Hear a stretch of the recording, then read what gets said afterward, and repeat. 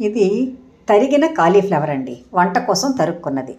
పెద్ద ముక్కలు చిన్న ముక్కలు కాకుండా మధ్యస్థంగా తరుక్కున్న ముక్కలు. ఇవి టమాటా వేసి ఇగురు వండుకోవడానికి అనుకూలంగా ఉంటాయని అలా తరుక్కున్నాం. ఈ కాలీఫ్లవర్కి ఎక్కువగా పురుగు మందు కొడతారంటారండి.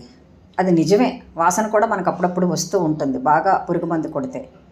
కాబట్టి దీనిని శుభ్రపరచుకోవాలంటే మనం వంట సోడా, సాల్ట్ అంటే కళ్ళుప్పు, క్రిస్టల్ సాల్ట్ అంటాం కదా అది, తర్వాత కొద్దిగా పసుపు, ఈ మూడిటిని నీళ్ళల్లో వేసి ఈ ముక్కలను కనీసం 5 నుండి 3 నిమిషాలు అనుకోండి, ఎందుకంటే ఒకవేళ సమయం లేకపోతే అలా కొద్దిగా నానబెట్టి ఆ తరువాత శుభ్రంగా కడిగేసి అప్పుడు వంట చేసుకోవాలి.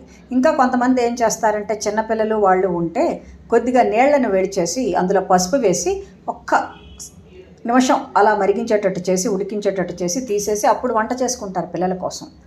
లేదంటే ఇందులో పురుగు మందు తాలూకు అవశేషాలు ఉండిపోతాయండి. కాబట్టి మన ఆరోగ్యానికి ఏమాత్రం అది మంచిది కాదు. మనం ఇలా శుభ్రపరచుకున్న తరువాతే వంట చేసుకుంటే మంచిది.